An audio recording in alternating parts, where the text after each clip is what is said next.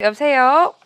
예, 여보세요? 네, 안녕하세요. 반갑습니다. 예, 안녕하세요. 예, 네, 부동산에 대해서 어느 지역 상담 도와드릴까요? 예, 저는 2012년에 올림픽 패밀리 아파트를 매입하고 40평대를 매입해서 보유하고 있는데요. 네. 거주는 안 한 상태로 네. 현재 그 강남 대치 아이파크에 전세를 살고 있어요. 네. 이쪽을 갈아타고 싶은데 두 가지 네. 질문인데요. 네. 갈아타는 이제 파는 시점이나 사는 시점, 뭐 내년까지 좀 기다려봐야 되는지 그거랑 그 다음에 이쪽에 이제 도봉 렉스과 대치 아이파크 두 가지가 있는데 네. 도봉 렉스 아파트는 좀 큰 평수를 갖다 전세 끼고 산 다음에 나중에 실질할지 아니면 도곡 렉스리요? 예, 도봉 렉스리요. 네네. 아니면 대치 아이파크 실거주를 바로 매입을 해야 될지. 알겠습니다. 지금 정리를 해보면 2012년에 패밀리타운이라고 하면 문정동에 있는 거 말씀하시는 거예요? 예, 맞습니다. 여기를 보유를 하고 계신데 한 번도 거주를 안 하셨고 대치동 아이파크에 전세로 지금 거주를 하고 계신데 이곳을 매수를 해야 될지 아니면 도곡동의 렉스 아파트를 매수하면 좋을지가 궁금하신 거죠? 예, 예. 매수와 매도 타이밍까지도 질문 주셨는데 좀 정확하게 짚어드리도록 할게요. 받아주시죠. 네, 안녕하세요. 예, 안녕하세요. 네, 반갑습니다. 자, 올림픽 패밀리타운 몇 평대라고 하셨죠? 43평이요. 43평. 이제 큰 평수신데 2012년도에 매수하셨고 거주는 한 예. 번도 안 하셨단 말씀이시죠? 예, 한 번도 네. 안 했습니다. 자, 근데 지금 이제 고민이신 게 여기 요 물건이 있으신데 갈아타시려고 하는 곳이 지금 도곡동이나 대치동이란 말이죠, 그죠? 예. 한 티역, 분당서 한 티역 있는데. 네, 그래서 지금 뭐 길 하나 사이에 두고 있는 아파트들이잖아요, 그렇죠? 예, 그래서 예. 지금 여기 종합 도매시장 밑에 여기 패밀리를 12년부터 이제 보유하고 계시고, 그죠? 43평형이라고 하셨나요? 여기 보유하고 계시고, 그 다음에 갈아타려고 하는 건 여기 한 티역 있는데 도곡 렉스리나 아니면 예. 그 옆에 대치 아이파크 이렇게 이제 보고 계신데 결론을 먼저 말씀드리면요, 저는 갈아타실 거면 아까 시기 질문하셨잖아요, 그죠? 예, 예. 최대한 서두르시는 게 좋을 것 같아요. 최대한 빨리 갈아타시는 게 좋을 것 같습니다. 그리고 뭐 도곡동이냐 대치동이냐는 사실 제 생각에는 뭐 금액에 맞춰서 금매가 나오는 걸 이렇게 말씀드리는 게 맞는 것 같거든요. 그래서 그 부분은 사실 뭐 선택의 문제이기 때문에 크게 중요하진 않은 것 같고요. 저라면 뭐 대치동 쪽으로 선택을 할 것 같은데 아무튼 그 부분은 세부 매물이 나오는 걸 보고 결정을 하시면 좋을 것 같고요. 일단 갈아타시는 건 제 생각엔 조금 빨리 서두르셨으면 좋겠어요.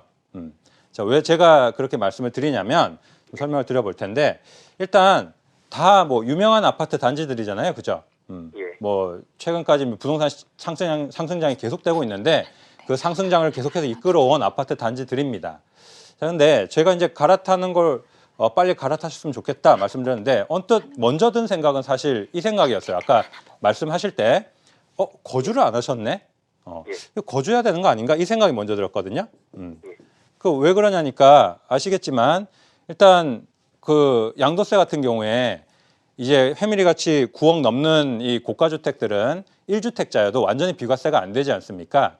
그죠? 맞습니다. 그래서 장기보유 특별공제를 많이 받으려면 사실 거주를 많이 해야 된단 말이에요. 내년부터는. 뭐 올해까지는 이제 2년만 거주해도 연 8%를 다 인정해 주는데 또 내년부터는 뭐 거주 1년에 4%, 보유 1년에 4% 이렇게 따로 적용하다 보니까 지금 시청자분 같은 경우에 12년도부터 보유하셨으니까 2년을 만약에 지금 들어가서 거주하신다고 하면 10년 보유, 2년 거주가 되시는 거거든요. 그러면 장기보유 특별공제를 48%를 받으실 수 있는 거예요.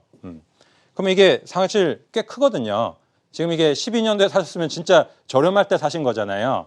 예. 그래서 사실 이게 양도세 계산하면 이게 굉장히 받느냐 안 받느냐가 크긴 할 겁니다. 근데 왜 제가 빨리 갈아탔으면 좋겠다 말씀을 드렸냐면 이게 만약에 이제 2년 거주를 하신다면 진짜 멀리까지 보시는 거거든요. 왜냐면 또 이게 예. 재건축도 뭐 기대가 되니까 실거주 2년 채워놓고 재건축까지 또 보는 거 아닙니까? 근데 이제 그건 너무 시간이 많이 걸리는 것 같고 일단 한 몇 년 앞의 상황만 내다봤을 때 제 생각에 이런 생각이 드는 거예요.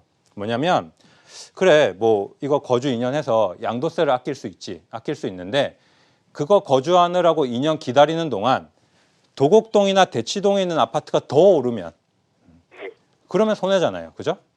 저도 그게 걱정이에요. 네, 그렇죠. 예를 들면 이런 거예요. 도곡동이나 2년을 거주하면서 기다렸어요. 근데 도곡동이나 대치동 아파트가 한 5억이 더 올랐어요. 자, 그동안 여기는 뭐 이제 구축이고 재건축이니까 한 3억 올랐다 이거예요. 그러면 나는 2년 기다리면서 이제 2억을 더 내야 되는 상황이 된 거 아닙니까? 근데 양도세를 아끼는 건 한 1억밖에 절감이 안 된다라고 하면 1억 아끼자고 2억을 더 내야 되는 상황이 된 거잖아요. 그렇죠? 그래서 제 생각엔 근데 그럴 가능성이 굉장히 높아 보인다는 거예요. 적어도 뭐 몇 년 안에는. 자, 왜 그 말씀을 드리냐면 이게 아까도 뭐 강의 때도 말씀을 드렸지만 충분히 뭐 이해하고 계시겠지만 이게 사실 이게 지금 가격이 이렇게 오르고 있는 것이 쉽게 꺾이기는 힘들다. 계속해서 지금 재정 정책이 화폐의 가치를 떨어뜨리는 방향으로 가고 있지 않습니까? 통화량이 계속해서 팽창하는 이런 정책으로 가고 있는데 자 이거를 이걸로 인해서 화폐 가치가 떨어지고 자산의 가치가 상대적으로 올라가고 있단 말이에요. 근데 이거를 해결을 하려면 타개하기 위한 어떻게 보면 굉장히 강력한 정책은 사실은 공급밖에 없거든요, 그죠? 근데 지금 정부에서 이제 펼치고 있는 정책들이 사실 도곡동이나 대치동에 있는 아파트를 대체할 만한 주택을 공급하는 게 아니지 않습니까? 솔직히 말해서 뭐 도곡동이나 대치동에는 지금 대치 아이파크나 도곡 렉슬의 입지나 투자 가치 같은 걸 고려해 봤을 때 그걸 대체할 수 있을 만한 공급이 향후 몇 년 안에 얼마나 들어오느냐는 얘기예요. 그거 공급하려면 강남에 재건축 풀어야 된다 이 얘기예요. 근데 규제를 풀고 있지 않아요. 그죠? 언제 공급될지 모릅니다. 향후 몇 년간은 이 대체할 수 있는 공급이 들어올 수가 없고요. 사실 우리가 뭐 지금 호텔을 뭐 임대주택으로 공급을 한다든지 3기 시도시를 공급한다든지 이게 강남권의 이 아파트를 대체할 수 있을 만한 상품이 아니라는 거죠. 그래서 제 생각에는 몇 년간 이 도곡동과 대치동의 아파트 가격 상승은 어느 정도는 지속될 것이다. 충분히 이렇게 예상이 되고요.